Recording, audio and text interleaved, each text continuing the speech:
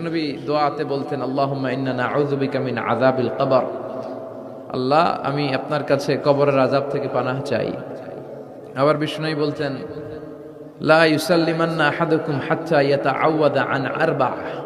কেউ যেন নামাজে চারটা জিনিস থেকে আল্লাহর কাছে পানাহ না আছে, সালাম না ফিরায়।